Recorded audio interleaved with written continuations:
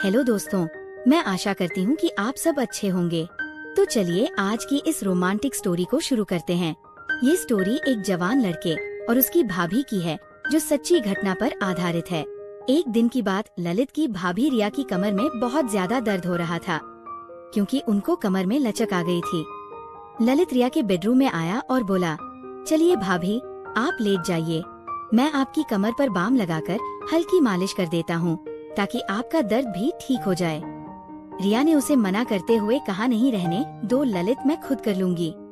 ललित ने कहा, हम आप खुद से बाम तो लगा लेंगी लेकिन मालिश करना बड़ा मुश्किल हो जाएगा, मैं आपकी मदद कर देता हूँ, इससे आपका दर्द भी ठीक हो जाएगा। ये कहकर ललित कुर्सी से उठकर बेड पर रिया के पास आ गया और उसे लेटने के लिए कहा। भाभी जी बताइए कहाँ लगाना है रिया? ललित की हमदर्दी और फिक्र देखकर अब उसे मना नहीं कर पाई। हकीकत में दर्द का बहाना बनाकर ललित को परेशान करना चाहती थी। वो शर्माते हुए पेट के बल लेट गई और अपनी कमीज को कमर से थोड़ा ऊपर कर लिया और कहा, यहाँ पर लगाओ।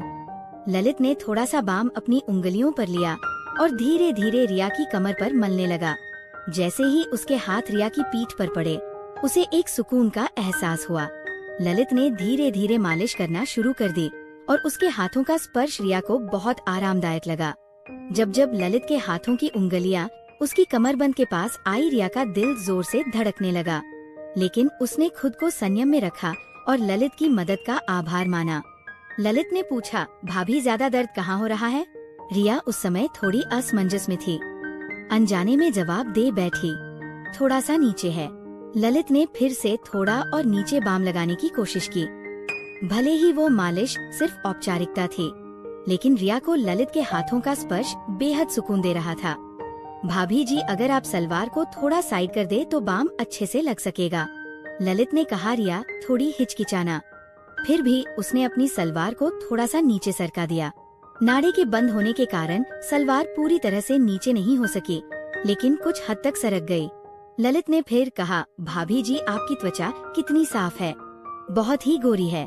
ललित की इस बात पर रिया के गाल शर्म से लाल हो गए, लेकिन वह उल्टी लेटी हुई थी, इसीलिए कार्तिक इसे देख नहीं सका। उसे यकीन था कि ललित उसकी देखभाल में जुटा हुआ था और उसकी बातों में कहीं ना कहीं इज्जत भी झलक रही थी। ललित ने थोड़ी देर और मालिश की और जब रिया ने कहा कि अब ठीक है तो वह चुपचाप उठकर ऊपर चला गया। रिया को आज एक अलग ही सुकून महसूस हो रहा था। सालों बाद किसी ने उसे इस तरह से ध्यान दिया था जिसमें हमदर्दी और एक स्नेह छुपा था। ललित के बारे में सोचते हुए कब नींद में खो गई उसे पता ही नहीं चला। अगली सुबह जब जागी तो उसने खुद को तरोताजा और शांत महसूस किया। नहाने के बाद रिया ने बहुत सलीके से तैयार होकर ब्लैक रंग का सफेद कढ़ाई वाला जोड़ा पहना और ऊंची हील के सफेद सैंडल भी पहने। हल्का सा मेकअप करने के बाद वो किचन में नाश्ता तैयार करने लगी। नाश्ता बनाते समय हर बार वो किचन के दरवाजे पर आकर सीढ़ियों की ओर देख रही थी। ललित के काम पर जाने का समय हो गया था। जैसे ही वो नाश्ता तैयार करके बाहर आई, ललित सीढ़ियों से नीचे उतर रहा था। आज तो बहुत ही बेहतर लग रही है भाभी जी, लगता है कल की मालिश का असर हुआ, ललित ने मुस्कुराते हुए कहा।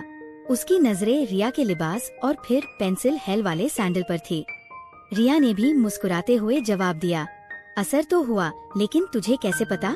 ललित थोड़ा शर्माते हुए बोला, भाभी जी आज आपने हमेशा की तरह हिल के सैंडल जो पहने हैं तो मुझे लगा कि कमर का दर्द अब ठीक है।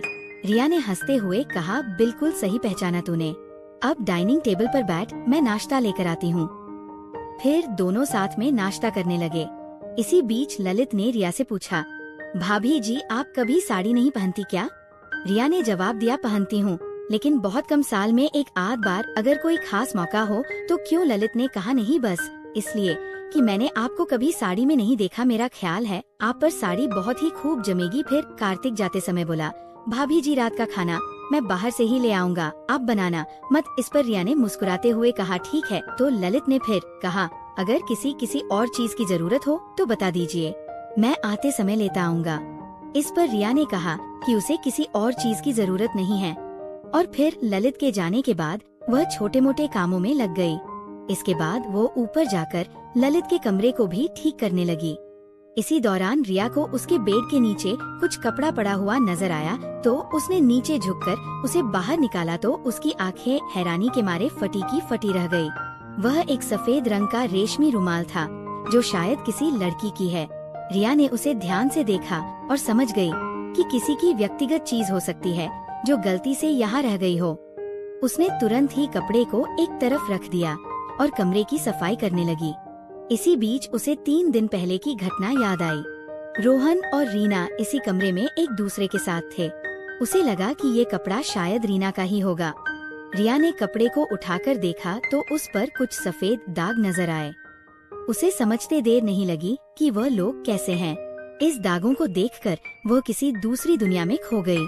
तभी अचानक बाहर मैन दरवाजे पर दस्तक हुई तो उसने उस कपड़े को वापस बैठकर नीचे रखा और बाहर आकर दरवाजे की ओर देखा।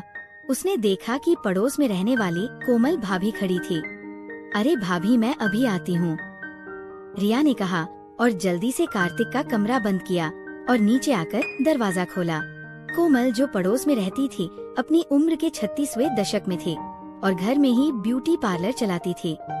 कोमल अक्सर दोपहर में रिया के घर आ जाती थी या उसे अपने घर बुला लेती थी और दोनों इधर उधर की बातें करती थी। उस समय उस दिन भी रिया और कोमल गली मल्ले की ढेरों बातें कर रही थी। कोमल के जाने के बाद रिया ने एक बार फिर से नहाने का मन बना आया। सुबह ललित ने साड़ी का जिक्र किया था, इसलिए नहाकर उसने नीले रंग की प्रिंटेड साड़ी पहन ली और साथ में सिल्वर रंग का पेंसिल हील वाले खूबसूरत सैंडल भी पहने। ललित के आने का समय भी हो चला था और वह शाम के 5 बजे ही आ गया। जब रिया ने दरवाजा खोला तो ललित उसे बड़े गौर से देखने लगा। उसे अपनी ओर इस तरह से ध्यान से देखता हुआ देख रिया मुस्कुराते हुए अदा से बोली, ऐसे क्या देख रहे हो? ललित मुस्कुराते हुए बोला, वाकई भाभी, आज आप इस साड़ी में बहुत ही खूबसूरत लग रही हैं। ये कहकर वो अंदर आ गया और वो साथ में रात का खाना भी लाया था। भाभी, मैं ऊपर जा रहा हूँ, फ्रेश होने के लिए आप एक गिलास शरबत बना देंगी प्लीज? रिया ने उसकी ओर मुस्कुराते हुए देखा और कहा, हाँ क्यों नहीं। उसके बाद ललित ऊपर चला गया और फ्रेश होकर जब, अरे ये क्या कर रहे हो? ललित, रिया तुरंत उससे दूर हटकर बैठ गई। वह पूरी तरह से हैरान और घबराई हुई थी और ललित भी स्थिति से खुद को असहज महसूस कर रहा था। रिया को उसकी हरकतें ठीक नहीं लगी और वह घबराहट से बेड से उठकर खड़ी हो गई। जैसे वो खड़ी हुई, उसकी साड़ी को ढीले होने के कारण नीचे गिर गए, जिससे वह एकदम असहज हो गई। रिया ने तुरंत स्थिति को संभालने की कोशिश की और तेजी से नीचे की ओर झुककर अपनी साड़ी और पेटीकोट को उठाने लगी। तभी उसे समझ नहीं आ रहा था कि इस स्थिति में क्या करें, क्योंकि उसकी शर्मिंदगी और घबराहट चरम पर थी। ललित खुद को शांत करने की कोशिश की, लेकिन ललित ने उसके घबराने पर ध्यान दिया और उसे संभालने के लिए बेड पर बैठने में मदद की। रिया ने ललित से कहा, मुझे माफ करना, लेकिन अब ये सही नहीं लग रहा, हमें रुकना चाहिए। ललित ने उसकी बात अनसुनी कर दी और वह रुका नहीं। बस फिर क्या था? शाम के समय रिया और उसका किराएदार ललित एक ऐसी स्थिति में आ गया जहां दोनों के बीच अचानक नजदीकी उत्पन्न हो गई। रिया की सांसें तेज हो गई और उसका शरीर कांपने लगा। उसके मन में एक अजीब सी हलचल थी जिसे वो खुद को संभाल नहीं पा रही थी। हालांकि रिया पूरी तरह से स्थिति को समझने की कोशिश कर रही थी, लेकिन वो खुद को रोकने या कुछ कहने की स्थिति में नहीं थी। दोनों बिना किसी बातचीत के ही स्थिति में आगे बढ़ रहे थे। ललित के नजदीकी ने उसे सहज कर दिया, लेकिन रिया ने उसे रोकने की बजाय उसे जारी रहने दिया। रिया के मन में उलझन थी और वो समझ नहीं पा रही थी कि क्या हो रहा है। उसके दिमाग में एक सन्नाटा था, जबकि उसका शरीर एक स्थिति में फंस गया था। ललित ने इस नजदीक को बढ़ाते हुए रिया के शरीर को अपने तरीके से महसूस किया, जिससे रिया और भी ज्यादा सहज हो गई। आखिरकार रिया ने महसूस किया कि उसकी स्थिति बहुत आगे बढ़ चुकी है और उसे अब रोकना ठीक नहीं होगा। फिर वे सब कुछ हो जाने के बाद फिर से सन्नाटा पसर गया, जैसे कि किसी तूफान से गुजर जाने के बाद की शांति होती है। उसने तुरंत ललित के पीछे हटने को कहा। रिया खुद को संभाले हुए अपनी सांसों से नियंत्रित रखने लगी। थोड़ी देर बाद ललित भी अपना सिर झुकाए कमरे से बाहर आ गया। तो दोस्तों, आपको ये कहानी कैसी लगी? कमेंट करके जरूर बताएं। अगर आपको ये कहानी पसंद आई हो तो इसे लाइक करें और अपने दोस्तों के साथ शेयर करें। आगे भी ऐसी ही रोमांचक कहानियों के लिए हमारे चैनल को सब्सक्राइब करें और बेल आइकन दबाना ना भूलें, ताकि आप हमारी कोई भी कहानी मिस ना करें। धन्यवाद। Bye bye friends.